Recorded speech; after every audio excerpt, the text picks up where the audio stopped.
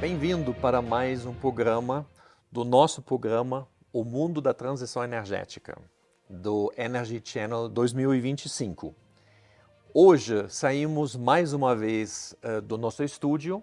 Estamos aqui na Hytron em Campinas, e eu estou aqui junto com o meu, posso realmente chamar de amigo, o meu amigo especial, o Daniel Lopes. O Daniel, ele é o fundador da Hytron e já trabalha com hidrogênio há muito tempo, muito mais tempo do que a gente está falando sobre transição energética, com mais de 20 anos, né, Daniel? Sim, Então, como o nosso propósito é sempre nem só mostrar os projetos, mas também mostrar as empresas e principalmente as pessoas por trás de tudo desse mundo da transição energética, então nada melhor do que realmente ter o Daniel Lopes aqui, que defende esse sistema, o uso de hidrogênio verde, já há muito tempo. Então, hoje queremos ouvir do Daniel um pouco a história dele, de onde veio o Daniel, a ideia de trabalhar, ou a empolgação de trabalhar com hidrogênio, porque precisa realmente muita empolgação para ter essa perseverança, né, de ficar trabalhando com isso durante muito tempo e enfrentando algumas dificuldades. Já conheço um pouco a história, mas nós vamos ouvir essa história emocionante, vamos dizer assim, daqui a pouco. Então, mais uma vez, Daniel, bem-vindo aqui ao nosso programa e muito obrigado pelo convite de até visitar essa nova fábrica que vocês inauguraram recentemente, ou vão inaugurar uhum, daqui a pouco, ainda está em formação, né? uhum, Mas mesmo assim a gente já está aqui podendo falar com você sobre isso. perfeito. Então, Daniel, a primeira pergunta é, de onde vem essa empolgação com hidrogênio? Conta um pouco a sua história, né? Até da família. Eu sei que você Uhum, veio do Nordeste, né? uhum. Como foi o seu, como você chegou em Campinas? E eu acho que tem tudo isso um pouco a ver. Legal. Bom, Asga, muito obrigado, meu amigo, pelo convite. É uma honra para mim estar aqui com você hoje, em mais esse importante projeto que você está liderando, né? Parabéns pela iniciativa e muito obrigado pela oportunidade de estar aqui participando logo dos primeiros episódios com você.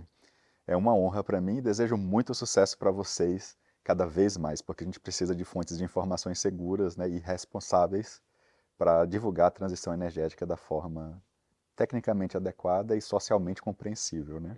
Obrigadão. Bom, falar um pouco da minha história, né? É um prazer para mim, até porque é uma história que você vê, como de muitas outras pessoas, né? De luta, de batalha, né? E de perseverança, né? Eu acho que quando a perseverança culmina num resultado bacana, é legal a gente divulgar porque o mais comum é não dar certo, né? Muitas pessoas tentam, né? Haja visto dados reais, né? Normalmente as empresas, 80% das empresas não conseguem viver mais do que 3 anos, né? Entre 2 e 3 anos. Então a gente talvez esteja falando daqueles 20% ou dos 5% que conseguem chegar a mais de 20 anos, né? Essa é a história da Hytro. E a minha história começa, né? Eu sou cearense, sou nascido em Fortaleza, é, filhos, né, de descendentes ali de português, daí vem o Lopes, né, e descendentes de libanês. Então a minha cultura é muito mais voltada para a cultura libanesa, né, a família da minha mãe, a família libanesa, que vem, né, essa energia que você me perguntou, né, essa perseverança, essa energia, ela vem de verdade da história do meu bisavô, por parte de mãe, que ele veio do Líbano, né? Ele veio literalmente, né, para poder pagar a passagem dele do Líbano para o Brasil, ele veio limpando o convés do navio, tudo mais. E quando ele chegou no começo do século passado em Fortaleza, ele não sabia falar português e ele não tinha renda para poder viver. Então ele veio numa dificuldade muito grande. e ele conseguiu superar essa dificuldade, né, como boa parte dos imigrantes alemães, italianos, portugueses e também libaneses que fazem essa história do Brasil também.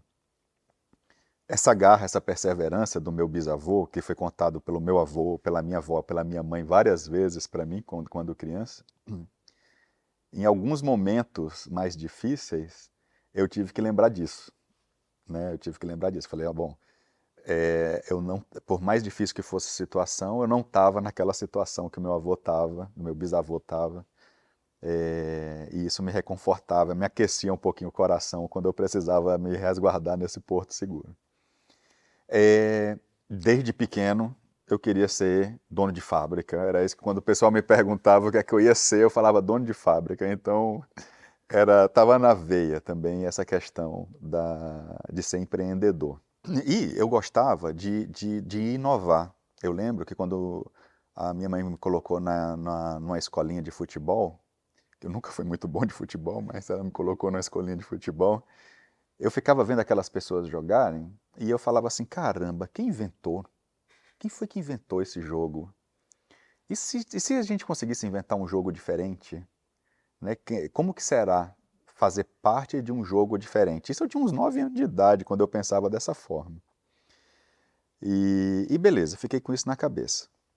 Tive uma fonte de inspiração em casa para eu escolher a engenharia mecânica. Meu pai é engenheiro mecânico. Eu já sou a terceira ou a quarta geração de engenheiro da família. E me encantei com a engenharia quando eu comecei a estudar termometria, dilatação de materiais, essas coisas na escola mesmo. E eu vi assim, caramba, dá para mudar coisas, dá para mudar a geometria das coisas, o ar-condicionado, um motor de combustão interna. Isso foi me dando foi brilhando os olhos, né? E aí decidi fazer engenharia mecânica na Universidade Federal do Ceará, que é a melhor universidade, né, ali da cidade. E comecei então meu curso de engenharia mecânica em 98, foi quando eu entrei na engenharia mecânica da Universidade Federal do Ceará. E aí começa, né, aquela questão de não querer jogar o jogo trivial. Quando eu cheguei na universidade, já na primeira, na segunda semana da universidade, primeiros dias, eu já estava engajado na empresa júnior, eu já estava vendo quais seriam as possibilidades de projeto, porque o que mais me motivou para entrar na engenharia mecânica foi a mobilidade.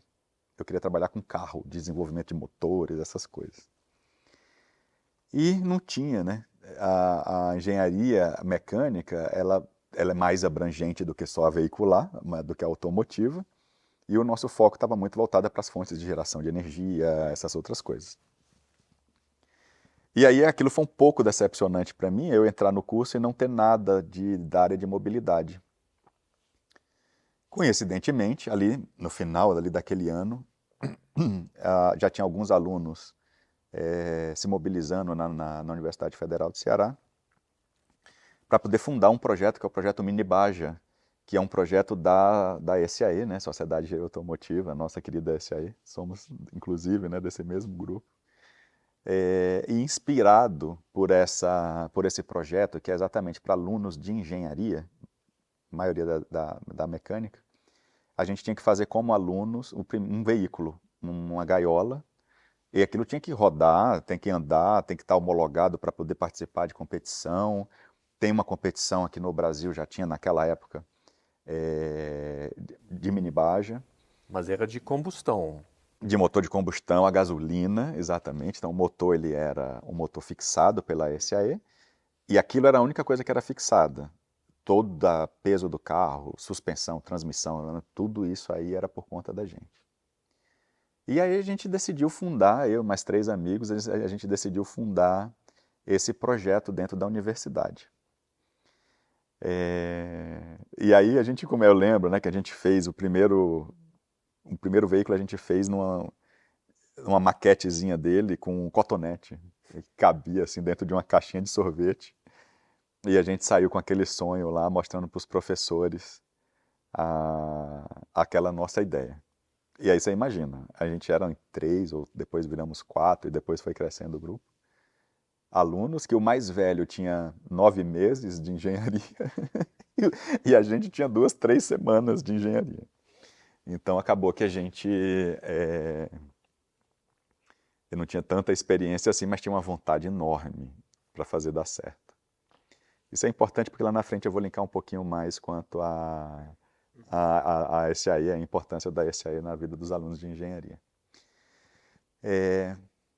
E aí as barreiras, né? Você já começa ali, o nosso ecossistema, ele não está muito preparado para a inovação. Há 20 e tantos anos atrás, menos ainda, né? Os alunos que estavam querendo sair muito ali do padrãozinho ali, né?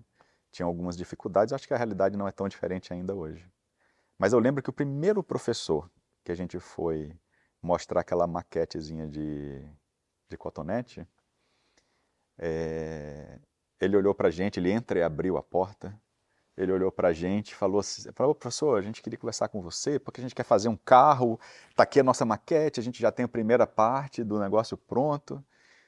E ele olhou para a gente e falou assim, vocês já fizeram sistemas mecânicos 1? Falei, cara, a gente acabou de entrar, professor, sistemas mecânicos 1 é a penúltima disciplina. Aí ele falou, vocês já fizeram sistemas mecânicos 2? A gente não fez nem a 1, né? Falei, então vocês não sabem fazer carro. E bateu a porta. Caramba, e agora, né? O mais legal é que a perseverança, né? Aquela questão de, na hora que você recebe isso, ou você desiste, ou você fala, agora eu vou mostrar que eu sei fazer carro. E foi o que aconteceu, né? A gente, de fato, pegou aquilo como mais energia e fomos seguindo para um ano e meio depois a gente estava dirigindo o carro que a gente tinha projetado e construído na universidade e participando já das competições da SAE aqui no Brasil, né? Então eu acho que tem um pouco disso, sabe, Ansgar, da gente Já tá na veia, né? tá na veia e não desistir, sabe? Porque as fases boas e ruins, elas vão fazer parte. Sim. E aí depois você decidiu vir para Campinas. Legal, isso. Antes de vir para Campinas, no ano 2000, exatamente no ano 2000, nós fizemos para poder mostrar para a sociedade, né, aquele nosso projeto. Ele foi aprovado dentro da universidade. Nós tivemos que criar uma chapa para o centro acadêmico para poder levar o projeto. Então a gente teve que fazer uma atitude política ali dentro da universidade. Isso foi legal. Foi quando eu fui presidente do centro acadêmico para poder levar essas ideias todas para frente, levar o que os alunos estavam querendo. E aí a gente, no ano 2000, nós fizemos um evento para falar sobre a mobilidade do futuro e apresentar o veículo que a gente estava fazendo. E quem foi abrir esse evento foi um querido amigo, também mais um alemão na minha vida ali, né? Que era o Volker Barth, que ele era o presidente da Delphi Automotive Systems, aqui na América Latina, e ele era o presidente da SAE Brasil, um dos fundadores ali, né, com Panic e tantos outros, né? E ele foi muito carinhoso, ele fez questão de ir lá para poder apoiar a gente. E aquilo ali foi muito bacana. E, de fato, ali a gente estava falando como que poderia ser essa mobilidade do futuro. Foi um evento bem importante, tive por volta de 450 pessoas participando, alunos do Nordeste inteiro. Nós tivemos, por exemplo, a Ford lá no estado.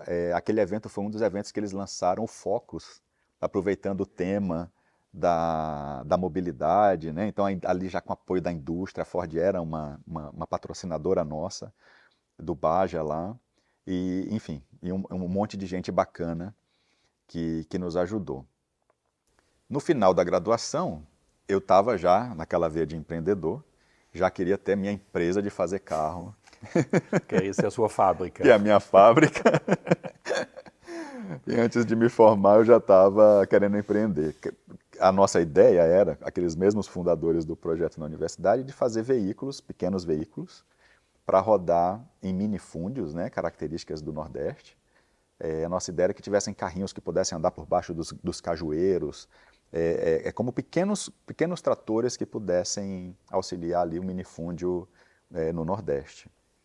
E aí foi uma outra experiência bacana, Ansga, com empreendedorismo, porque a gente incubou essa empresa no TEC, lá no Partec, no Parque Tecnológico lá da universidade, e ali a gente se capacitou. Tinham parcerias com o Sebrae, outros empresários, né? Ainda não existia o conceito de startup, mas no fim era algo do tipo, Era né? uma coisa. E eu tive uma honra enorme, uma sorte de ter o meu galpãozinho lá, o escritório, vizinho de um outro cearense maravilhoso, né? Que foi o Expedito Parente, que é um dos pais, né, do biodiesel, né? Pela essa rota de transesterificação. E aí ali foi uma aula de vida para mim, porque ele estava criando a tecnologia para alavancar o que seria o programa do biodiesel no Brasil. E ele foi me ensinando, me mostrando os passo a passos, como ter um piloto, como desenvolver uma tecnologia, como convencer os stakeholders que aquilo era uma coisa bacana. As primeiras plantas que ele teve com apoio de senador lá do Piauí, para poder demonstrar aquilo. E aquilo foi uma aula para mim de como inovar, né? É claro que a minha empresa não deu certo, porque como um aluno de engenharia... Mas é importante, né? Mas foi Porque... ótimo, porque eu já sabia como... Eu já tinha Exatamente. tentado, Sim. e eu fui aprendendo uma coisa que o professor Enio, que foi meu orientador do mestrado e doutorado, ele sempre me falava, ele falava, Daniel, a história ela é contada pelo lado que deu certo. Sim. Sempre. Então é o vencedor que conta a história. Poucas pessoas estão ali olhando para quem perdeu. Mas só que quem perdeu é quem tem mais experiência de como não fazer. Sim. Então a gente precisa dar atenção também para os casos de insucesso, mesmo os próprios nossos casos de insucesso, né? Para poder tirar vantagem disso, né? Se você errar e aprender, ótimo, né? O ruim é quando você erra, não aprende, aí tem que Sim. errar de novo para... Então aquilo ali foi bem bacana. E eu tive uma orientadora na graduação, a professora Eugênia, que ela foi uma querida comigo também. Eu perseguia ela desde o começo. Ela era professora da área térmica, ela tinha feito o mestrado dela em projetos da NASA e tinha feito o doutorado dela na Alemanha, na área de térmicas. Então todas as disciplinas que ela dava, eu estava lá como aluno. Eu fiz disciplinas dela até inteira, fiz prova, fiz tudo, sem ser aluno regular, porque eu queria aprender aquilo que ela estava ensinando. E ela era a coordenadora do Laboratório de Energia Solar Térmica da Universidade Federal do Ceará, que esse laboratório ele foi crescendo, incorporando outras fontes também. Depois veio o gás, mais recentemente o hidrogênio. Nesse exato momento, esse mesmo laboratório já tem hidrogênio também. Então, eu também sou cria dessa pesquisadora. E eu me lembro na época, assim, você falou 2000, né, mais ou Isso. menos, né? Nem se falava ainda sobre energia, muito sobre energia fotovoltaica, né? Sim. O que se aproveitava muito é a energia térmica, né? Exato. Ou fototérmica, né? Exato. Usando tubos pretos para aquecer a água e essas coisas Exatamente. também. Estou me lembrando da daquela minha época engenharia mesmo, também, exatamente. Então ali a gente tinha trocadores de calor de placas Sim. parabólicas, a gente tinha... a gente fazia toda sexta-feira, o almoço era feito lá no fogão solar do laboratório, sem nada de gás, né? E a gente tinha, por exemplo, dessalinizador para a água do Nordeste, mesmo a água que a gente chama água doce, ela é mais salina do que... Não é igual a água do mar, mas ela tem mais sal.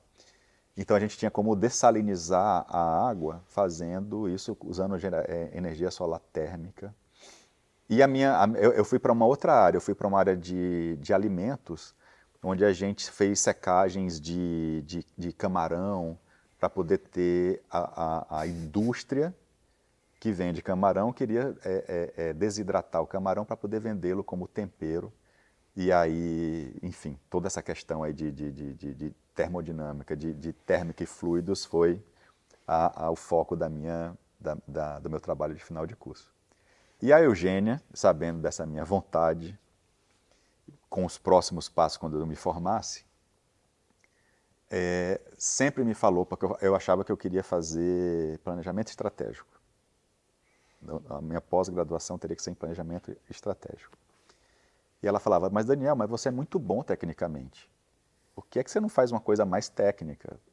Incorpora o planejamento a essa tua capacidade técnica. E sempre me falou, olha, existe um programa de planejamento energético na Unicamp, que eu acho que é isso que você vai se enquadrar. E sempre me falou, isso há 1 ano e meio ela martelando isso. E o professor Enio Pérez, ele é um grande amigo, ele sempre está nas nossas bancas, eu estou nas bancas dele. O Enio vai te receber de portas abertas. E eu relutei 1 ano para entrar no site da Unicamp e ver o que era. E aí um dia eu falei, eu vou entrar. A Eugênia já insistiu tanto. E quando eu entrei, eu falei, meu Deus, isso aqui é tudo que eu quero. Eu saí correndo na sala dela, ela falou, eu estou te falando há 1 ano e meio isso. E aí ela me apresentou o professor Enio. É um outro grande guru na minha vida, né? Sim. Que quando eu mandei um e-mail para o Enio falou, poxa, Daniel, excelente essa sua experiência com mobilidade, porque a ideia aqui é que você venha trabalhar num veículo que chama Vega 2, a segunda versão do Vega. E nesse veículo, ele vai ser o primeiro veículo do hemisfério sul movido a hidrogênio e célula combustível. E aí, de repente, aquilo tudo apareceu, né? Quer dizer, eu ia continuar trabalhando na mobilidade, eu ia estar num novo jogo, porque era um novo veículo. Inventar uma coisa Inventar nova. uma coisa nova. E poder levar, né, para um patamar de uma qualificação numa universidade de renome como a Unicamp, o foco de eu fazer o meu mestrado e o meu doutorado, que virou uma meta. Quando a minha primeira empresa não deu certo, eu vi que parte do que eu tinha uma dificuldade grande para conseguir escrever os projetos de inovação, porque sempre é necessário você ter um doutor assinando por aquilo, uma pessoa que fez o doutorado, né? E eu não tinha o doutorado, então eu falei, pô, agora eu só paro quando eu tiver o doutorado, porque daí eu vou poder assinar meus próprios projetos, né? E aí vim para cá, para Campinas, né, para ser aluno do Enio e para trabalhar no Vega. Deixa eu só fazer um gancho ali, eu acho que você me contou uma vez, você veio, digamos, meio de ônibus, sem condições, talvez, assim, né, a gente está fazendo uma grande história, né, e eu acho que isso faz parte dessa história. Legal, né? Beleza, Bom, Asgar, essa história que você tocou, né, de como foi a minha vinda aqui para Campinas. Mas segura então rapidamente ali, vamos então fazer um rápido intervalo e aí depois a gente volta escutando essa vinda de você de Fortaleza para Campinas e assim adiante, ok? Perfeito. Tá bom.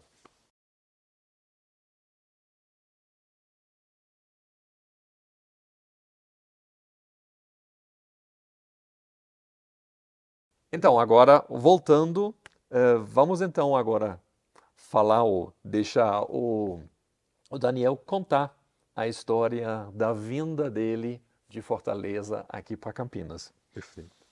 Bom, então, Ansgar, estava comentando contigo que eu estava em casa, tinha mandado o documento, né, para poder me habilitar ao mestrado na Unicamp, e eu recebi uma carta convocando para eu vir para uma entrevista na universidade. E eu falei, caramba, legal. Recebi essa carta no dia 17 de junho de 2003 e a entrevista era para ser no dia 23, por ali, uma semana depois. E aí eu falei, caramba, e agora? Como que eu vou fazer, né? Porque a minha família estava passando por uma fase difícil financeiramente. A minha mãe tinha acabado de fechar uma loja, enfim, não estava numa fase bacana. E eu cheguei e falei, bom, agora eu tenho que conseguir recurso para poder ir para São Paulo. Essa história, tanto nordestino já passou isso, né? É a mesma história. E aí, o que é que acontece? Eu falei, bom, agora eu tenho que conseguir uma passagem. Eu liguei para o meu tio, e aí perguntei para ele, o tio João Luiz, e falei, tio, você tem milha? Ele falou, olha, eu tenho 10 mil milhas aqui. Eu falei, por quê? Eu falei, não, eu estou precisando ir para... Expliquei para ele a situação, para fazer essa entrevista lá na Unicamp. Ele falou, não, mas pode usar. Dali mesmo eu já liguei para a Varig e vi o que, é que dava para fazer com aquilo, né? Com 10 mil pontos. Como a passagem era para cima, já era para a próxima semana, dava para eu vir com um trecho de... Dava para vir, não dava para vir e voltar, né? Então eu tinha... Beleza, ali eu já pedi para emitir a passagem e tinha duas opções. Ou eu vinha no dia seguinte, no dia 18, ou eu vinha no dia da entrevista. E no dia da entrevista ia ficar muito arriscado, se o avião não pudesse vir, etc. Eu fiquei com medo de não dar certo. E eu decidi ali, meio-dia, às 3 da tarde do dia 17, que eu ia no dia 18. E que eu ia ter que vir de vez, porque a passagem só dava para vir. Meu pai falou com a minha tia, tinha uma tia que morava em São Paulo, que me acolheu, e eu fiz isso. Só que eu precisava ter alguma grana para poder me manter, pelo menos até eu ter bolsa, né? E aí eu cheguei e falei, bom, vou na universidade, que eu já tinha acabado de me formar, mas ainda estava fazendo alguns trabalhos, fui falar com o diretor do departamento, expliquei para ele a situação, ele falou, puta, Daniel, o que eu tenho aqui é R$ 100 no bolso. Eu falei, me ajuda, me arranja aí que eu já vou... Resumindo a história, eu consegui R$ 100 de um professor, o professor Zé Maria, R$ 100 a mãe da minha namorada na época me deu, e minha avó me deu mais R$ 100, e foi assim que eu vim para Campinas, com uma passagem de vinda e R$ 300 no bolso. Vim para casa da minha tia e eu já vim com todos os livros, todas as roupas, porque eu não ia ter a oportunidade. E eu tinha certeza que ia dar certo. Tem esse ponto também, porque podia ser que não desse, né? É outra característica de um empreendedor, né? Sempre É, vai com vai dar certo. espírito positivo, né? Vai dar certo. Então, vim, fiz a entrevista com o professor Caio, com o professor Enio, e né, o professor Enio deixou aquilo aberto. Ele falou, Daniel, fica à vontade para você decidir com quem você gosta. Eu falei, Enio, não tem... eu vim para cá para trabalhar no Vega, no carro a hidrogênio, é isso que eu quero, não tenho nem dúvida de que é isso. Perfeito. O Enio falou, pode voltar para Fortaleza, porque as aulas começam em agosto. Eu falei, não vou voltar não. O que é que tem aí para eu fazer? Porque eu já quero começar a botar a mão na massa e... Eu nunca falei pro Enio isso, hein? Talvez o Enio veja a primeira vez aqui. Falei, já vim, Enio, já vim, eu quero vir para começar. E ele falou, então, excelente, já me apresentou o João, eu lembro exatamente que estava eu, o João, o Antônio, o Cris, o Paulo, na mesa, eles que me receberam, os alunos, né, que estavam fazendo mestrado e doutorado, para me explicar o que era o hidrogênio, qual era o projeto, tudo mais. E comecei a trabalhar ali mesmo. Quando foi com um mês, mais ou menos, que a gente já estava trabalhando ali junto do laboratório, o Enio me convidou para uma reunião, que foi a primeira reunião que eu participei do laboratório de hidrogênio, que aí sim já era agosto, mais ou menos, de 2003. E porque como eu estava ali ao longo daquele mês, eu fui falando da experiência da minha primeira empresa, como é que era, que eu queria ser empreendedor e tudo mais, por que eu estava fazendo mestrado, porque eu queria o doutorado. E aí o Enio chegou para mim e falou, poxa, Daniel, olha, a gente está com uma ideia nessa reunião, depois desse mês, o Enio me convidou, e foi uma honra para mim, porque ele fez meio que uma cerimônia, sabe? Ele falou, olha, ele juntou todos os pesquisadores do laboratório, eram umas 20, 22 pessoas, para poder me apresentar. E ele me apresentou da seguinte forma, ele falou, olha, Daniel, dado a quantidade de ajuda que você deu, a experiência que você tem, eu queria te fazer um convite. Aí falou, eu queria te convidar para ser parte dos pesquisadores do laboratório de hidrogênio aqui da Unicamp. Que a priori ao meu mestrado ia ser feito na engenharia mecânica, não necessariamente eu ia estar alocado dentro do laboratório. Ali ele já tinha certeza, ele falou, eu quero que você esteja aqui conosco, estamos aqui te acolhendo para você ser um dos nossos pesquisadores. Eu falei, nossa, excelente. Fiquei super feliz, agradeci, né? E aí ele chegou e tem mais outro convite. Ah, tá. E qual que é? Olha, a gente está com uma ideia de fundar uma empresa para que a gente possa tornar produto o que está sendo pesquisado aqui no laboratório, para que os alunos, a gente não perca os alunos que estão terminando o doutorado, eles possam começar a trabalhar naquela empresa e tal. E falou, olha, a gente até já tem uma ideia de nome, a gente não sabe, não foi aprovado ainda por todo mundo, mas é uma mistura de hidrogênio com elétron. Então a gente pensou em Hytron, que vem de hydrogen e elétron. Falou, a ideia do nome é essa. Eu falei, nossa, achei lindo o nome, né?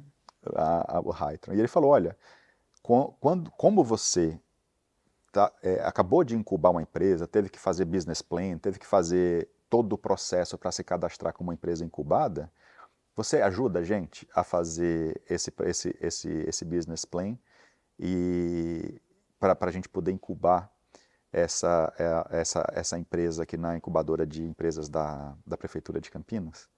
Aí, excelente, era tudo que eu queria ouvir. Ou seja, eu ia poder colocar o meu plano de empreender na mesa. E aí a gente começou a estruturar o business plan dessa empresa. Em paralelo da pesquisa, em né? paralelo ao da pesquisa, que estava ali com aula do mestrado, com o projeto do Vega andando, um monte de outras coisas acontecendo.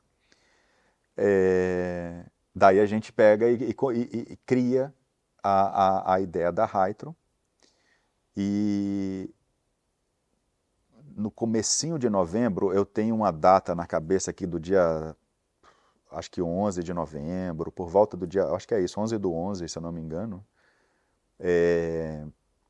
A gente estava com a primeira versão do contrato social escrita, a gente já estava com todo o material para apresentação, para incubação da empresa, e fizemos o pitching, fizemos um monte de coisa para poder provar que aquela ideia ia dar certo. E aí a gente, em janeiro de 2004, nós tivemos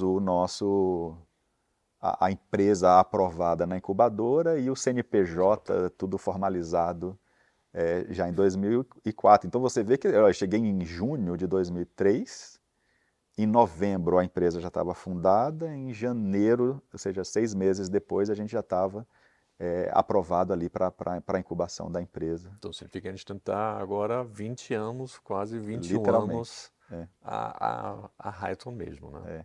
E qual foi a ideia da Hytron? A ideia não foi, desde o acredito eu, construir eletrolisadores. Qual foi o produto, digamos, da Hytron no início? Legal.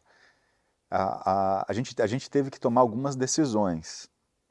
A primeira delas era que se a gente ia entrar no desenvolvimento de células a combustível ou não, porque era uma tecnologia relevante na época, e qual que seria o foco da empresa.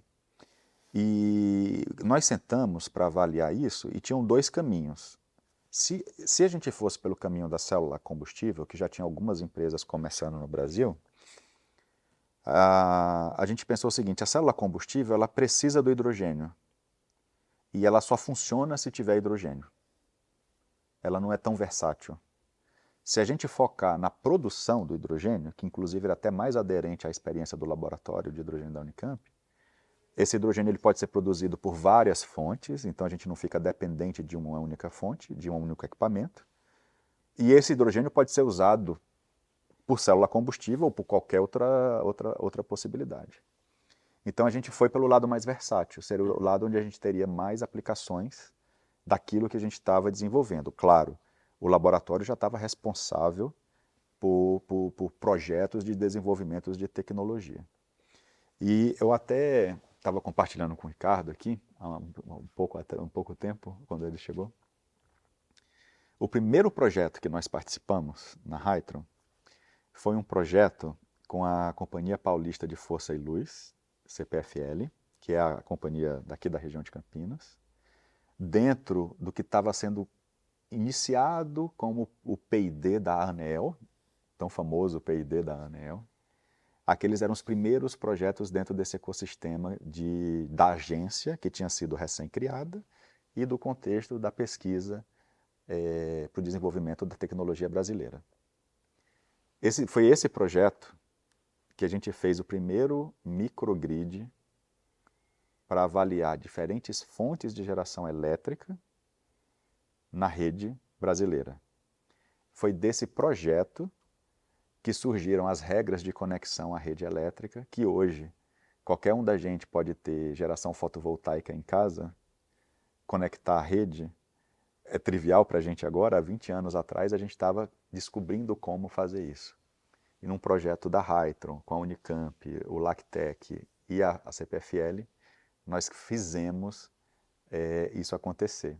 Aí olha só, Ansgar, naquele momento, a primeira dissertação de mestrado da Unicamp, que foi de fotovoltaica, foi feita com o João, que é um dos fundadores da Hytron. Ele trabalhava com uns painéis da Siemens de 150 watts. Uhum. O João tinha defendido o mestrado dele.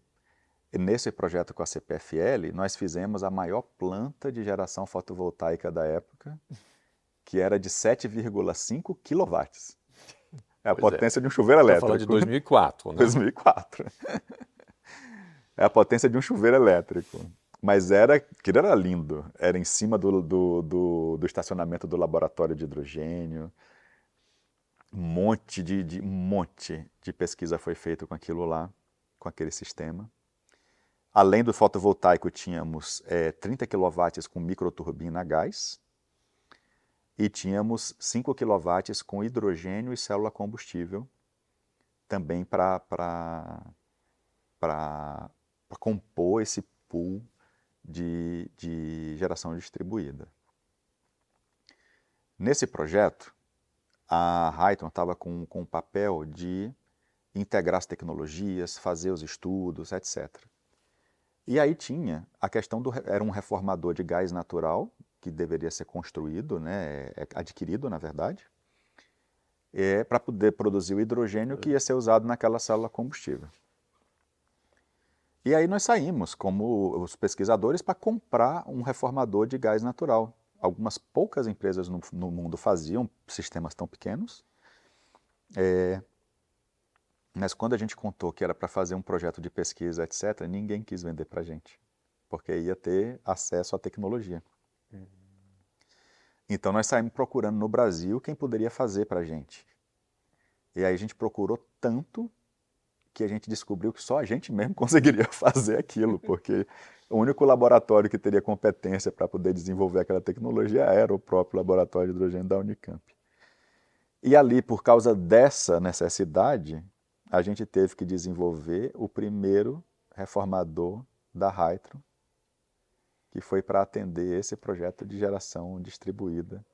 Que era um reformador a gás natural na época. Isso. Mas que podemos até dizer que deu o pano de fundo, a origem de um reformador a etanol que está sendo desenvolvido por vocês e já está quase na fase final agora, né? Exato. Mas aí a gente vai ver isso um pouco mais na frente. Né? Isso, mas fazer o link, né? Esse link que você fez é muito importante, Ansgar, porque naquele mesmo ano, naquele mesmo período, o João estava trabalhando no reformador de etanol. A gente começou exatamente por esse motivo, e pelo motivo da gente querer trabalhar com as fontes renováveis de energia, os insumos renováveis, a gente viu, olha, estamos aprendendo a fazer o do gás natural, mas será que daria para fazer com etanol? Então é essa relação, né? Será que daria para fazer com o etanol a produção do hidrogênio? Então, o João, a tese de doutorado do João era exatamente avaliar se isso seria possível. factível mesmo, né? Se seria possível, controlável, tecnicamente possível fazer, né? E aí o João defendeu a tese dele em 2005, mostrando que sim, era possível fazer a reforma do etanol em bancada. O desafio ali estava para fazer aquilo um pouco maior, um pouco industrializável, né? E aí a gente teve um monte de outros projetos para poder chegar no desenvolvimento de cada uma das tecnologias. Agora, o que é bacana? Primeiro, a gente estava dentro de um laboratório que foi fundado em 1975. Esse ano que vem vai fazer 50 anos, o Laboratório de Hidrogênio da Unicamp. Em 2005, ele tinha 30 anos.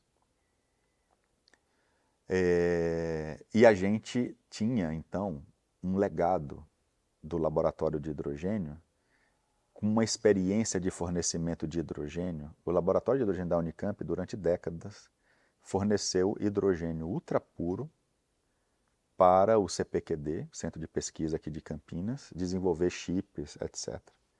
Isso aí era produzido como uma indústria, era produzido literalmente dentro da universidade e vendido por carreta para uso em laboratório. Então eles tinham uma experiência prática, industrial enorme. O Enio, o Newton, o Edgar, Claudemir, toda essa turma aí que estruturou, né, e tantos outros.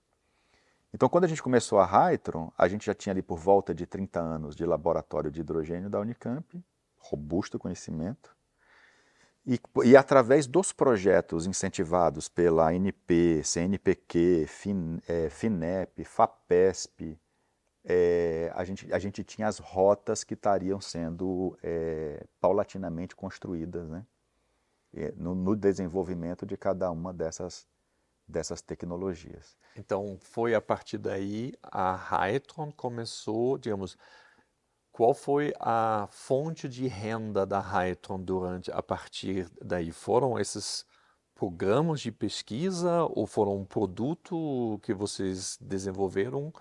Qual foi a fonte de renda que manteve vocês a Hytron durante tanto tempo? Legal. Essa, como toda empresa, foi uma grande dificuldade, né? No começo. Sim, a gente começou, eu mesmo, né, pagando os bolsistas. Então eu tinha bolsa de mestrado, bolsa de doutorado, o João, o Cris, o Antônio. A gente ia remunerando uma remuneração mais baixa, né? Porque as bolsas, você tem uma ideia, Ansgar, a bolsa de mestrado na época era R$ 700. O aluguel do kitnet que eu morava era R$ 700. Então eu tinha que dividir o kitnet por 2, e era aquilo, R$ 350 para morar e R$ 350 para viver um mês, né? Que é a realidade de um monte de gente ainda hoje, porque as bolsas continuam sendo muito baixas aqui no Brasil. Talvez a bolsa de mestrado aqui no Brasil hoje deva estar próximo de um salário mínimo, assim, ou um pouco mais do que isso. Então, nós acreditamos muito no que a gente estava construindo para o futuro. E teve algo que nos marcou muito em 2005, por volta de 2005, quando o George Bush assumiu lá nos Estados Unidos a presidência. Logo nos primeiros discursos dele, ele comentou que uma criança que estivesse nascendo naquele ano, ela ia dirigir um carro movido a hidrogênio. E naquele momento, o programa dele estava colocando por volta de $1 bilhão para o desenvolvimento das tecnologias de produção e uso do hidrogênio. Aquilo foi um marco para a gente, porque na hora que ele falou isso, uma pessoa começa a dirigir nos Estados Unidos, 16 anos. A gente imagina, uma pessoa lá nos Estados Unidos você pode dirigir a partir dos 16 anos. Então era de 2005 mais 10, 15 anos, essa deveria ser a realidade nos Estados Unidos. E aí, naquela hora a gente falou, olha, o esforço que a gente está fazendo é um esforço de longo prazo.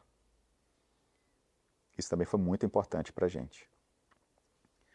Então, do ponto de vista do foco, esse era o foco, e nas nossas contas era aquilo. A gente tinha que, em 2018, nós deveríamos estar comercializando as tecnologias que a gente estava desenvolvendo desde o começo. E todo o nosso desenvolvimento foi baseado nisso. Foi com uma visão Longo de longo prazo. prazo, É. de 2005 até 2000, vamos dizer assim, 10 anos, quase 13 anos, alguma coisa assim. Isso. Mas de visão não se vive, né? Exatamente. Assim, tem contas para pagar, como você falou, tem aluguel, tem família É. e algumas coisas assim, né? Quais foram as dificuldades ali do... A maior dificuldade que a gente tinha era a perenidade dos recursos. Uhum. Nós tínhamos que desenvolver novos projetos, nós tínhamos que desenvolver novas tecnologias, é um preceito para ser pesquisa e Sim, desenvolvimento. E essas novas tecnologias, esses novos projetos, eles deveriam remunerar a equipe que estava trabalhando e, de repente, contratar sim, mais algumas pessoas. Há uma lacuna no uso dos recursos de inovação, de forma geral, é que no Brasil há uma lacuna, por exemplo, quando a gente pensa em infraestrutura. O P&D ele pode pagar, o projeto ele pode pagar as pessoas, pode pagar insumos, às vezes não pode pagar infraestrutura.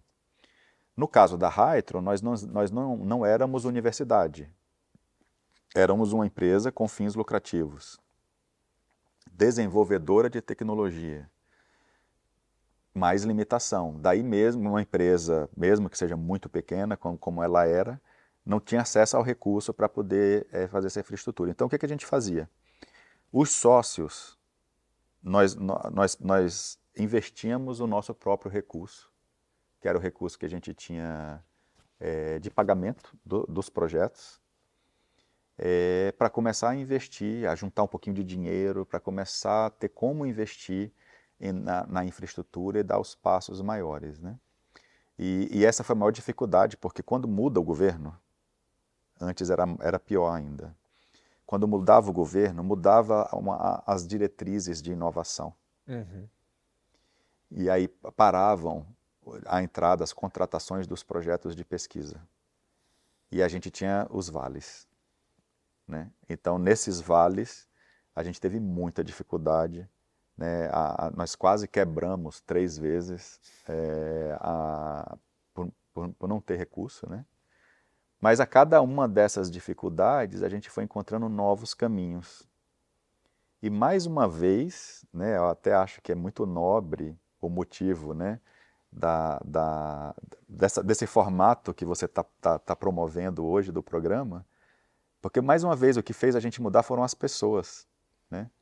Então, nos momentos de maior crise, a gente conheceu pessoas que foram se tornando amigos e que foram tirando a gente daquela fase ruim e levando para outras fases, né? Uma grande mudança nós tivemos quando a gente conheceu o Luiz, o famoso Larve, como ele é mais conhecido pelos amigos. O Luizão, ele veio, né, ele é administrador de empresa, e ele veio com uma outra ideia. Eu falei, Luiz, numa das fases que a gente estava, né, desses vales assim, eu falei, Luiz, meu amigo, me ajuda aqui. A gente está passando por essa dificuldade, como é que a gente consegue sair daqui? E aí ele trouxe todo um conceito que de fato ali profissionalizou a empresa, né? como companhia mesmo, como empresa. Né? Questões de processos, questões de operação, a forma como gerir os recursos. E a gente começou a entrar em outros tipos de consultorias. Consultoria especializada que aproveitasse o nosso conhecimento em gases para poder trazer benefício para a indústria. Então a gente começou a fazer serviços que pudessem reduzir os custos uhum. na indústria com gases industriais, hidrogênio e outros gases. Então, a gente começou a ter um portfólio diferente de soluções para vender aquele mesmo conhecimento. Ainda assim, em paralelo, mantendo firme os passos dos desenvolvimentos tecnológicos. Então, naquela época, vocês continuavam desenvolvendo, digamos, na produção de hidrogênio, mas em paralelo vocês abriram uma nova frente que, na verdade, levava vocês mais para a aplicação. Exatamente. Para a aplicação de o que eu faço com esse hidrogênio, talvez eu possa ensinar ou ajudar as empresas para usar o hidrogênio. O que é muito importante quando a gente olha hoje para esse cenário, né? Esse equilíbrio de produção e aplicação, ela é muito importante para manter, ou na verdade, para fazer essa transição energética crescer, né? Exatamente. Perfeito essa colocação, né? Essa perspectiva que esse olhar traz, ele é muito importante.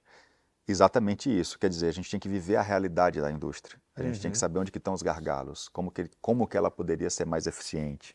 Desde o processo de compra, desde o uso, está tendo ineficiência na utilização desses. E a gente teve, assim, clientes muito robustos, sabe? Nos contratando, e um dos melhores cases que nós tivemos, nós conseguimos reduzir em quase 55% o custo de aquisições de gases. Um grande grupo, a gente estava falando de milhões de reais. E não era assim uma vez, era a partir dali o consumo ia ser 50, 40, 45, 50% menor por causa do que foi, não só o consumo, né? O valor em si, né? Sim. O formato que foi feito o arranjo.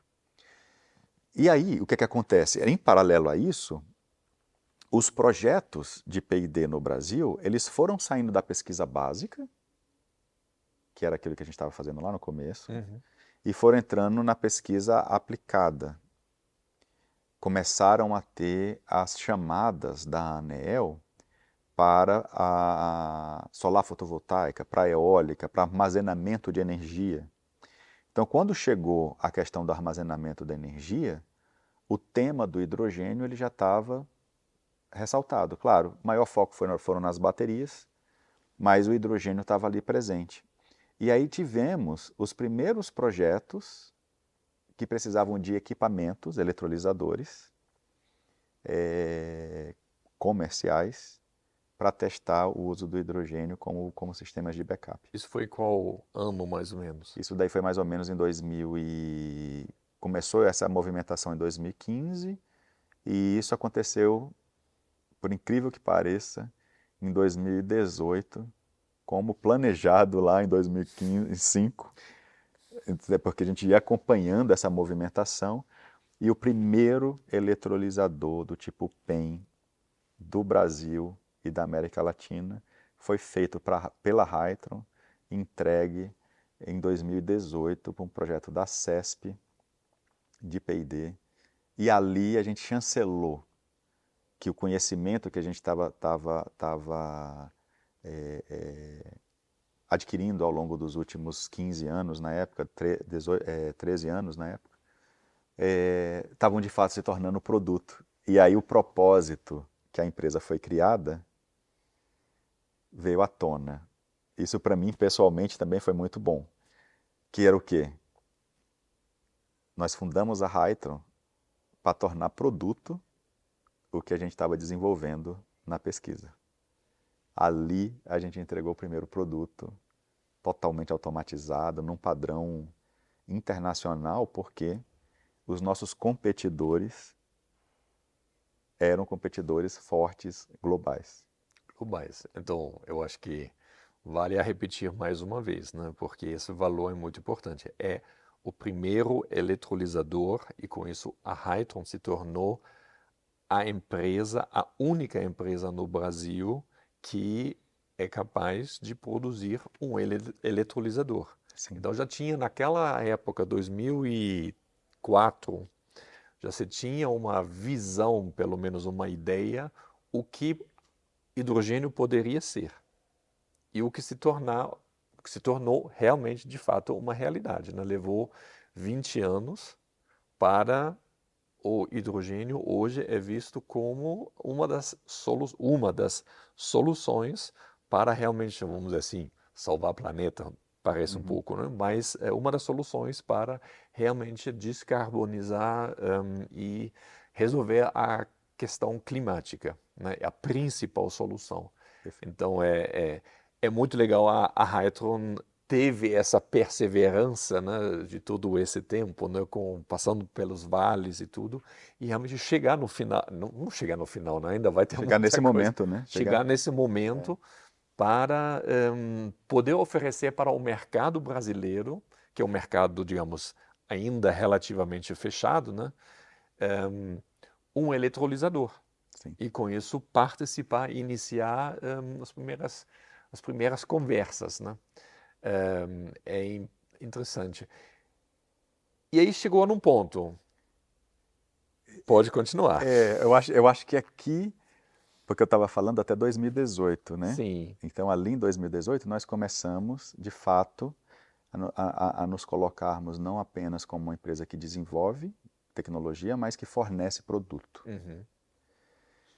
E aí vem uma estruturação hiper importante que começa em 2018 com a cooperação Brasil e Alemanha, né, dentro do projeto ProQR, Proquerosene de Aviação, com a GIZ, com a HK, com as universidades, com o Ministério de Minas, de Minas e Energia e de Ciência e Tecnologia do Brasil, com o Ministério de Meio Ambiente da Alemanha. E por volta de 2018, entre 17 e 18, nós tivemos, a convite do Soriano, do MCT, nós tivemos a visita do Thorsten Schwab, GIZ na época, coordenador do projeto ProQR, que foi nos visitar exatamente para poder verificar essa questão do Power to X, né? Como é que a gente poderia, então, integrar tecnologias que Uhum. produzam hidrogênio, que façam captação de CO2, Power to X, conversão de CO2 em CO, enfim, produção de combustíveis sintéticos, SAF. E na hora que o MCT veio, que a GIZ veio e viu, entrou no prédio da Hytron, o anterior a esse que a gente está hoje, que você conheceu bem também, viu o que a gente estava fazendo, eles não acreditaram. Assim, o Thorsten chegou e falou, mas peraí, mas em algumas tecnologias vocês estão mais avançados do que a gente está na Europa. Poxa, eu preciso levar vocês lá, eu preciso mostrar para vocês o que é que a gente está fazendo na Alemanha, porque vocês podem ajudar muito mais do que eu estava achando. Não apenas com conhecimento, mas com tecnologia. E ali começou uma nova fase. E ali começou uma nova fase entre os países, começou uma nova fase entre as instituições, a Hytron e as instituições na Europa. E, em 2019, uma constelação se junta. Segura um momento, porque vamos fazer mais um pequeno intervalo aqui para mostrar os nossos patrocinadores e daqui a pouco a gente volta. Bom, voltando mais uma vez, então, agora vamos ouvir a nova Hytron, vamos conhecer a nova Hytron, né? Chegamos agora até 2018, 2019, tecnologia avançada, né? Uma top de linha, vamos dizer assim. E aí, o que foi? Perfeito. Bom, aí é muito legal, porque daí as histórias de muitas pessoas se entrelaçam, né? No final de 2019, houve um evento financiado pela GIZ e pela Câmara de Comércio Brasil e Alemanha, em São Paulo. Onde a gente se conheceu a primeira vez. Na Exatamente. verdade, foi um evento super importante, eu acredito, né? Foi o primeiro evento sobre inovação em hidrogênio verde no Brasil, que eu tive o prazer de liderar esse projeto na época, e lá se formou a primeira rede de contatos em volta de hidrogênio, né? Com Daniel, e foram várias pessoas, a Mônica, Mônica participou também, Camilo o Adas, Camilo Adas, né? Naquela época da Mercedes, hoje já da BH. Então, Thorsten Schwab. Thorsten Schwab estava lá também. Então, lá começou, para mim, realmente foi esse o ponto onde partimos para uma nova era de hidrogênio verde no Brasil. A partir daí, isso foi novembro de 2019. Exatamente. Luana. Luana também, Nossa, sim, quanta gente querida, né? muita gente, sim. E ali, de fato, as pessoas estavam juntas. As Uhum, pessoas que estavam com aquele propósito. E eu lembro, Ansgar, que se eu não me engano, aquele foi o primeiro evento que você, entrando na parceria sim, GIZ-AHK, sim, né, para tocar exatamente o que foi o primeiro Green Hydrogen Lab, que era o nome, né? sim, Green Hydrogen Lab, exato. O primeiro Green Hydrogen Lab. Então ali nós tivemos a oportunidade de mentorada pela nossa querida Mônica Panic, ter uma imersão, foram alguns dias, né? Não lembro se Uhum, 2 ou 3 dias, imersos dentro do foco de qual vai ser a visão do hidrogênio verde para o Brasil. sim, Qual que vai ser a visão do hidrogênio verde para os países Brasil e Alemanha juntos. Né? E desse arranjo, né, veio no sentido de criar o ecossistema certo do hidrogênio verde no Brasil, eu tive a ideia de estruturando o programa ProQR, né? Conversei com o Thorsten, conversei com o Rafael do MCT, com o Soriano, e um pouquinho antes da gente se conhecer, minutos antes da gente se conhecer, talvez uma semana antes do Green Hydrogen Lab, eu tive pedi para o Thorsten, falei, Thorsten, vamos tentar trazer o estado do Ceará para o hidrogênio, porque faz muito sentido, né? Todos uhum, nós sim, concordamos. E beleza, vamos trazer o estado, vamos tentar, vamos conversar com o estado do Ceará para verificar se isso daí faz sentido. Então, Ansgar, ali, uma vez que a gente, né, estávamos naquele ecossistema do Green Hydrogen Lab, um pouco antes, naquela estruturação do ProQR, então talvez umas 2 semanas só antes do Green Hydrogen Lab, eu tive em Fortaleza, eu pedi para um grande outro mentor meu, o professor Gesualdo, eu liguei para o Gesualdo e falei, Gesualdo, olha, eu gostaria de levar uma ideia para o estado do Ceará, que tem a ver com o projeto do ProQR, e expliquei para ele, olha, a questão do hidrogênio, a questão dos combustíveis sintéticos, etc. Mas, por favor, me coloca na frente de uma pessoa séria que possa alavancar isso daí, apoiar isso daí dentro do estado do Ceará. E o Gesualdo falou, Daniel, me dá uns 3 dias, que daí eu te digo quem que é que você vai conversar. Daí, 3 dias depois, o Gesualdo me liga e fala, olha, Maia Júnior, você tem que conversar com o Maia Júnior, secretário de Desenvolvimento Econômico do estado do Ceará, na época, no governo do Camilo. E eu peguei um avião, fui para lá em novembro, também em novembro de 2019, com o ProQR na mão, o projeto ProQR, com a história da Hydro na mão. Sentei com o Maia no escritório dele e lá na secretaria e mostrei para ele, olha Maia, o estado do Ceará está adequadamente posicionado, papapá, proximidade, as renováveis, etc. Ele falou, poxa Daniel, que ideia maravilhosa. Ele falou, quanto tempo a mais você vai ficar aqui para a gente poder estruturar isso? Eu falei, eu vou embora amanhã. Eu só tenho hoje. Eu vim só para conversar com você.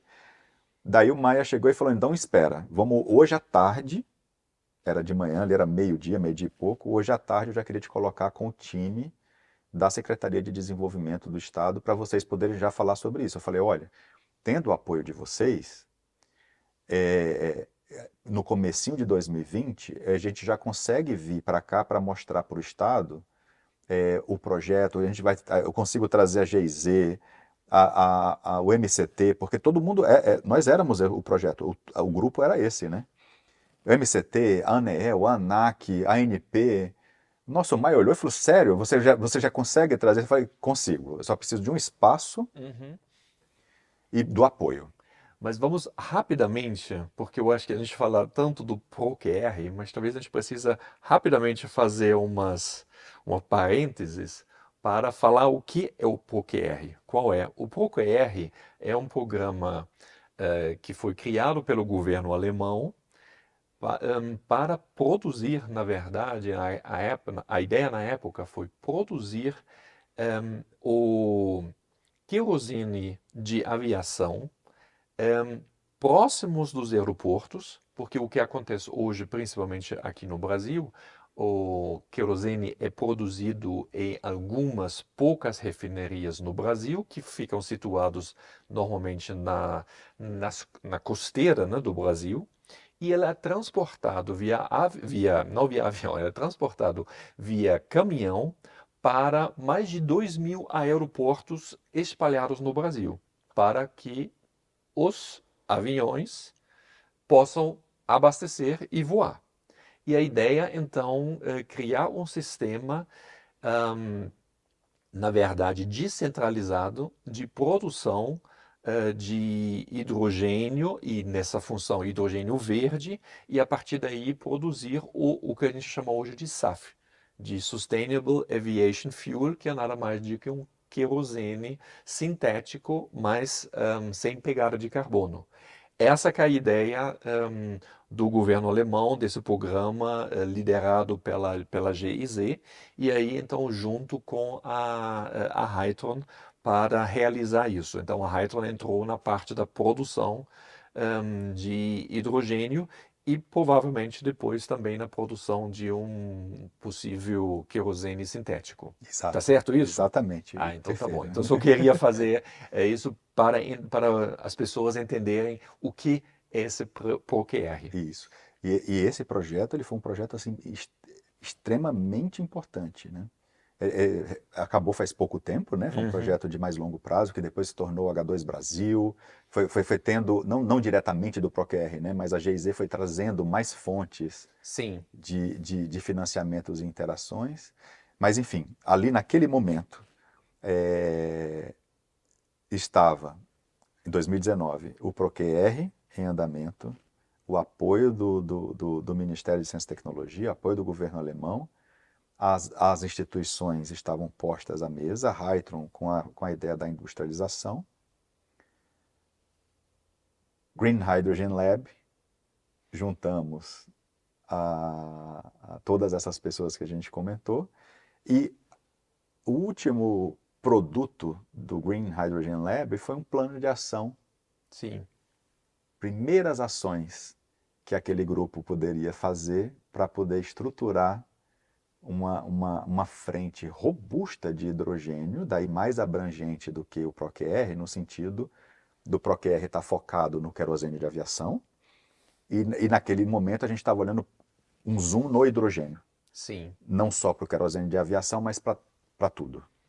Esse Green Hydrogen Lab foi, na verdade, uma parceria junto com a África do Sul, mas a gente ficou focado aqui no Brasil, e foi a primeira vez realmente quando nós começamos a discutir a aplicabilidade de hidrogênio verde. Hum, Hidrogênio verde que se começou a falar com mais frequência a partir de 2015, a partir do Acordo de Paris, com o compromisso dos países em descarbonizar, manter a temperatura de 1,5 graus, se buscava alternativas e uma das alternativas muito discutido era realmente o hidrogênio verde. Só no Brasil ficou realmente 3 anos, digamos, não discutido. E aí nós levamos, eu me lembro realmente, foi na minha época também, agora tentando, eu entrei na Câmara de Comércio do Rio de Janeiro no final de 2019, e o meu primeiro projeto foi realmente essa Green Hydrogen Lab. Como eu também, igual você, Daniel, sou engenheiro mecânico, apaixonado pela termotecnologia e tudo, eu estudei na Alemanha, já naquela época, no início dos anos 90, hidrogênio era um dos primeiros estudantes trabalhando no Centro de Energia Solar e Hidrogênio, hoje chamava-se ZSW, né? Sim. ZSW, Zentrum für Sonnenenergie und Wasserstoffforschung. Então, para mim era um déjà vu. Eu não tinha esse foco como você, vou trabalhar nisso, vou trabalhar. Minha carreira foi se desviando, mas no final chegou de novo no hidrogênio e eu comecei a abraçar essa ideia. E naquela época foi importante porque isso foi em novembro de 2019. E aí logo depois, em março de 2020, aí começou a pandemia. E que incrível parece, eu sempre falo isso, para a questão da transição energética ou do hidrogênio verde, a pandemia mais ajudou do que atrapalhou. Por quê? Porque de repente era normal ou era muito requisitado de fazer webinars. As pessoas ficavam em casa, queriam absorver informações, queriam continuar estudando, e aí a gente teve uma oportunidade, uma janela de tempo muito legal, onde nós fizemos muitos webinars. Daniel, você participou constantemente, nós fizemos muitos webinars juntos, né? Falando sobre o que é o hidrogênio verde, quais são as oportunidades, né? E naquela época eu me lembro também quando chegou esse tema, digamos, novamente, você foi a primeira pessoa levando esse tema para o Nordeste, mas em uma desses webinários eu fiz um webinar na época, para o Joandi Pincanço, lá no Ceará. Ele era um coordenador, consultor da FIEC, no Ceará, um webinar, e falando sobre as oportunidades e tudo. E ele olhou e falou: esse tema é muito interessante. Esse tema é muito interessante, a gente precisa repetir isso e eu vou convidar mais pessoas. Assim ele falou para mim, falei, tranquilo, vamos fazer de novo. E aí, 2 ou 3 semanas de novo, depois, nós fizemos o mesmo, eu repeti o mesmo webinar, só quem estava lá já era a FIEC, era representantes do governo do Ceará, era a universidade e era também já o Porto do Pecém. Eu me lembro Duna Uribe, a Rosângela do governo do Ceará, já estavam ali e eu apresentei novamente esse tema. E é muito gratificante, né, quando a gente olha hoje, porque a partir daí eles começaram a abraçar esse tema. Descobriram que isso é uma grande oportunidade de desenvolvimento socioeconômico para o Nordeste, né? E realmente louvor, todo o crédito para realmente os cearenses, né, para o estado de Ceará, de abraçar essa ideia, tanto que hoje nós temos bilhões de dólares comprometidos na implementação de uma indústria de hidrogênio verde no Porto do Pecém, no Ceará, e com isso começou todo esse trabalho ali, né? Exato. E Asga, esse ponto que você puxou, ele é muito importante. Que aconteceu? Exatamente essa questão da pandemia, né?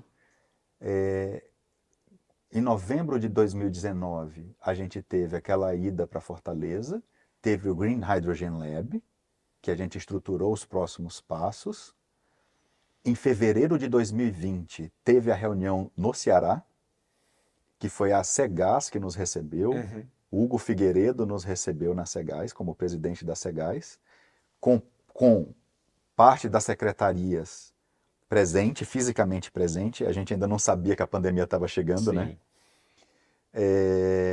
A universidade, a Federação das Indústrias, o BNDES estava a ANEEL, estava a ANP, estava a ANAC, estava MCT, MME, Hytron, GIZ, tudo isso em fevereiro de 2020. Tem uma matéria que saiu no jornal muito bacana na época, acho que no Povo. E 2 semanas depois, eu acho, menos de um mês, a Chatão. pandemia. E aí todas essas questões dos webinars que você falou, e ressaltando, você coordenando à frente do hidrogênio pela HK, pela GIZ, que culminou no fortalecimento daquela semente Uhum. que tinha sido plantada, mas, além disso, na estruturação de fato, Sim. entende? Do que poderia ser, ainda era um poderia, né? Do que poderia vir a ser o hidrogênio, o tema do hidrogênio para o estado do Ceará e para o país também, né? É, E deixa eu só, talvez entrar ali também. Um dos grandes ganchos que nós usávamos na época era, na verdade, a estratégia de hidrogênio do governo alemão, isso, que foi lançado em junho de 2020. E junto com essa estratégia, começou a se falar sobre um programa chamava-se H2 Global. exato. H2 Global é um programa do governo alemão que visava em comprar hidrogênio verde, fazer um leilão internacional para a compra de hidrogênio verde com aquele preço, com o melhor preço, mas sabendo que o preço era maior, e depois vender por um preço, digamos, menor para a própria indústria alemã. E a diferença de preço era bancado pelo governo alemão. O interessante nesse detalhe é que quem criou esse programa, quem criou, estruturou todo, que teve a ideia, estruturou todo esse programa, foram duas pessoas que trabalhavam na GEZ no Brasil. Era o Markus Exenberger e é o Timo Bollerhey, que hoje estão na frente desse programa globalmente reconhecido como um dos principais programas. E eles aprenderam esse negócio, esse programa, aqui no Brasil, na verdade, no mercado livre de energia elétrica, aqui, nessa questão de leilões e tudo isso. Então, tá tudo amarrado, né? É, É isso que é lindo de é. falar, né? Esse amarrado, ele significa o quê? O conhecimento está entrelaçado, né? Sim. O propósito está firmado, a gente sabe onde que quer chegar na desfossilização, na, Sim. re- a gente tem sistemas operando no business as usual atual, que são benchmark para o que a gente pode vir a fazer, mas que o incentivo para o ecossistema existir, Uhum. ele é tão importante, porque na hora que você incentiva com recursos e tudo mais, você vai fazendo com que as pessoas se conheçam, com que as ideias converjam, e para que aquilo seja cada vez melhor estruturado. Por quê? Porque nós estamos falando de uma transição. Sim. A gente não sabe o caminho certo. Sim. A gente precisa estar com as pessoas certas, no lugar certo, na hora certa, para poder fazer o que precisa ser feito. Sim. Ou, na verdade, é para poder pensar no que deveria ser feito. É. E uma coisa importante desse programa H2 Global era porque quando apresentei esse programa para o governo do Ceará, porque aí se viu um mercado, se viu de repente o mercado. Oi, eu posso fornecer energia, posso fornecer hidrogênio verde para o mercado internacional. Eu posso me tornar um fornecedor de energia, de um Arábia Saudita, né? E aí começou todo esse movimento, esse interesse sobre o programa, né? Sim. É importante de Importantíssimo. E aí, Ansgar, tem uma ideia, se criou o mercado, né? você criou o mercado. E aí, olha só, no meio da pandemia e como consequência daquele Green Hydrogen Lab, eu vou dar um passinho para trás. O que que aconteceu? O Camilo Hadas, a Mônica Panic, e o Ansgar e eu, ali naquele, como é que a gente vai poder ajudar, né? O Camilo Hadas, como presidente da SAE, que ele também era presidente da SAE, ele teve a ideia de fundar uma mentoria Uhum. com mobilidade a hidrogênio dentro da SAE, e nos convidou para fazer parte dessa mentoria. E eu lembro, Ansgar, que eu estava, era um sábado, mais ou menos ali por volta de janeiro, fevereiro de 2020, e eu recebo uma ligação do Camilo, umas 10 horas da manhã do sábado. Eu falei, nossa, o que pode ser, né? E aí, na hora que eu atendo, ele falou: Poxa, Daniel, olha, eu estou com essa ideia da mobilidade de hidrogênio, de fazer o grupo de mentoria. Eu falei: Nossa, Camilo, que maravilha, como é que eu posso ajudar? Ele falou: Eu queria que você fosse o primeiro mentor desse grupo. Nossa, na hora que ele falou isso, eu comecei a chorar. Eu falei: Não é possível, porque eu me lembrava, Da SAE do 2000, no ano 2000, do Baja. 98, quando eu comecei na Universidade Federal, fazendo Baja, o Volker abrindo o evento no ano 2000, falando do que ia ser a mobilidade do futuro. Em 2020, eu, num grupo brilhante com queridos amigos como você, como o Camilo e a Mônica Panic, Silvano Pozzi, né? É, Olha só, a primeira mentoria de hidrogênio, eu podendo contribuir, e os nossos planos em conjunto de como é que a gente podia fazer para que a mentoria pudesse estar bem estruturada, né? Então, no meio disso tudo, e até dando ainda aquele zoom em fevereiro, antes da pandemia se anunciar, aquilo era uma coisa linda a ser construída, Uhum. estava nos planos da gente, né, dessa turma. E quando chega março, que fecham todos os aeroportos, a gente se vê. Ninguém sabia usar Zoom, não sabia usar Teams, não sabia. Era o máximo que se via um pouco de Skype, como é que a gente vai conversar, como é que vai ser. Aí a gente decide, na mentoria de hidrogênio, a gente decide fazer uma competição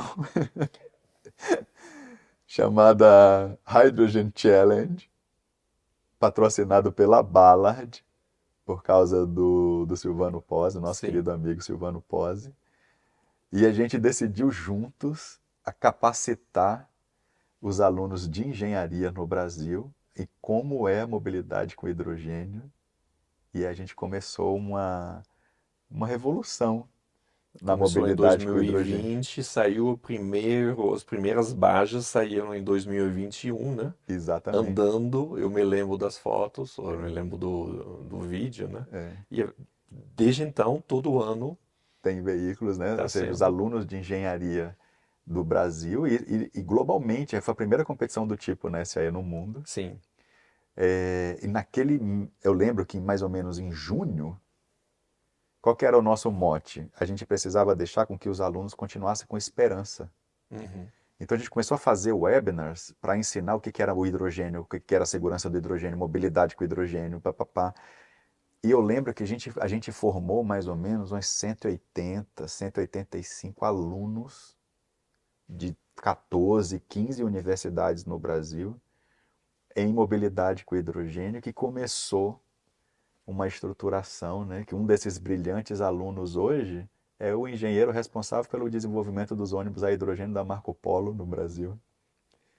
E tantas sementinhas bacanas que a gente Sim. plantou junto, né, Ansgar? Mas aí, meu amigo, tem dois pontos que eu queria compartilhar com você e com a nossa audiência, que é quando a Angela Merkel anunciou em junho, no meio do ano 2000, que a Alemanha seria uma sociedade do hidrogênio em 2050, ela já colocou um recurso na mesa, era por volta de uns 9 bilhões de euros.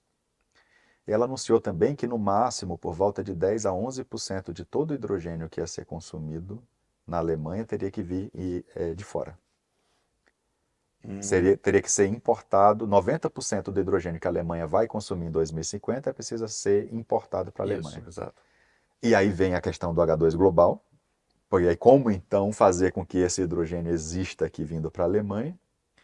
E aí vem mais uma vez uma parte da história da Hytron, que é quando a Angela Merkel anunciou isso, a Hytron era uma das 5, 7 empresas no mundo que dominava a produção do hidrogênio por diversas fontes. E a Hytron então passa dentro de um programa. A gente já estava prevendo, no final de 2019, nós tínhamos fechado na nossa reunião de board da empresa, que a partir do ano de 2020 nós iríamos tornar uma empresa global. Essa era a meta para 2020.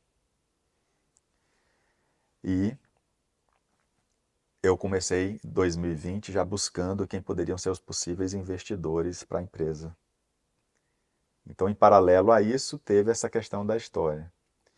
E aí entra um pouco da questão também, né, da Neumann Enesser, né, que hoje a Hytron é uma empresa global, de um grupo alemão chamado Neumann Enesser. Vou te só pedir novamente segurar essa história um pouco, porque estamos ficando um pouco mais tempo aqui, precisamos mais um intervalo aqui para os nossos patrocinadores.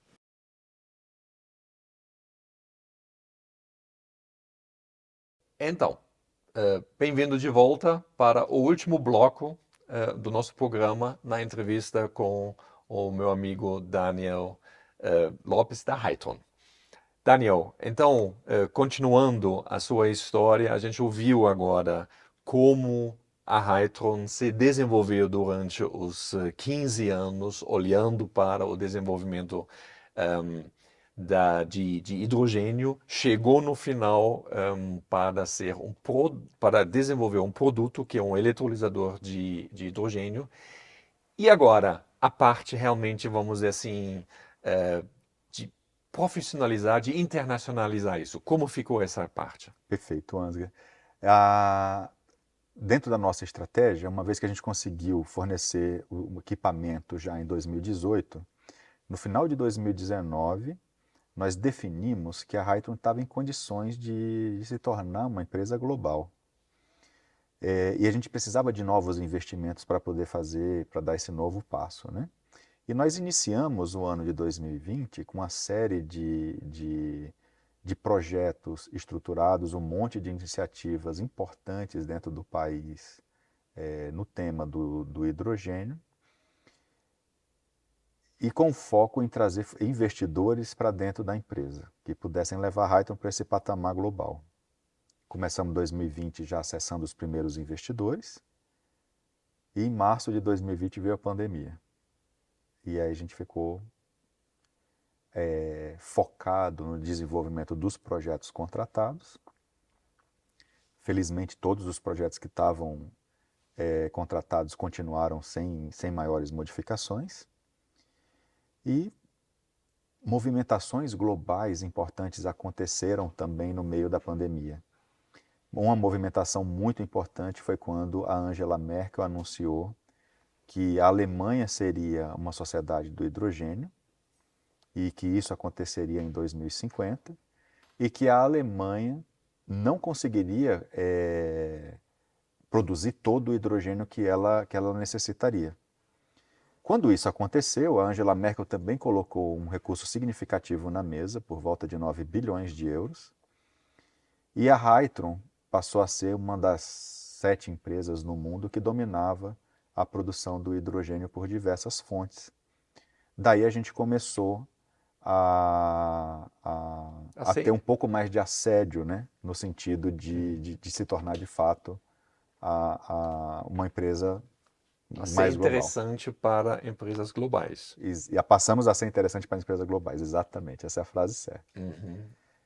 E como foi o contato com a Neumann essa depois? Que é, por acaso, uma empresa alemã. Exatamente, não por acaso eu diria.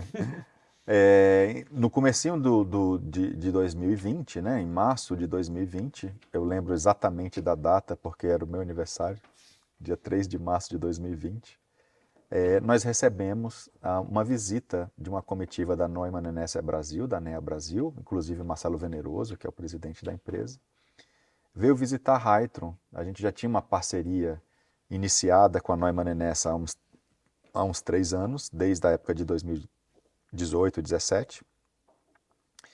E em 2020 o Marcelo veio nos visitar e onde eu pude mostrar para ele os nossos desenvolvimentos. E ali, sentado na sala de reuniões da Hytron, ele perguntou quais seriam os próximos passos da empresa. E eu comentei com ele que o nosso plano era exatamente o de se tornar uma empresa global e que dali para frente a gente precisaria de investimentos. Ao longo de 2020, essa estruturação aconteceu, nós passamos por um processo de M&A com a Neumann Enesser e no dia 20 de novembro de 2020, a Hytron passou a ser uma empresa do grupo Neumann Enesser e começou a capilaridade global, né, o fornecimento das soluções da empresa para vários países, estruturado pela competência do grupo Neumann Nesser, que é um grupo alemão de 194 anos, líder global no fornecimento de soluções para compressão de hidrogênio. E a Hytron entra, então, para esse ramp-up global. E temos, no pioneirismo, a nossa marca, né? Que depois da aquisição, nós fornecemos o primeiro eletrolisador na escala de megawatt, com tecnologia do tipo PEM, para o projeto no Porto do PE100, com a EDP na época, primeiro eletrolisador do tipo. Começamos a trazer as primeiras HRS, as estações de abastecimento veicular. Parceria com a Shell sobre a reforma do etanol, para também colocar no hidrogênio de baixo carbono o etanol como um hydrogen carrier. E todos os projetos que a gente, felizmente, né, estamos acompanhando junto nessa crescente. Então, a Hytron completou o portfólio da Neumann Essa e entrou com o fornecimento de eletrolisadores PEM. E aí vocês aproveitaram, vamos dizer assim, foi uma simbiose, né? Exatamente. Perfeita, porque vocês podiam se aproveitar de toda a distribuição, de toda a rede que a Neumann Essa já tem no mundo inteiro e das competências, obviamente, também. Então, hoje eu sei a Hytron não fornece somente eletrolisadores aqui no Brasil, mas você já tem um projeto no Chile. Me ajuda então em quais países? Alemanha, a Áustria, Polônia, Estados Unidos, Brasil e Chile, nesse exato momento. Então é muito interessante, muito bacana ver então, e isso foi o objetivo do programa, né, de a gente mostrar um pouco o desenvolvimento, a perseverança de uma empresa que começou lá com um sonho de uma fábrica, de um estudante, né, alguma coisa, a perseverança de todo quase 20 anos e chegou no final em uma empresa, digamos, global, fornecimento global de tecnologia de ponta, né? Nem só de ponta de tecnologia, na questão de tecnologia, mas na questão de necessidade, Uhum.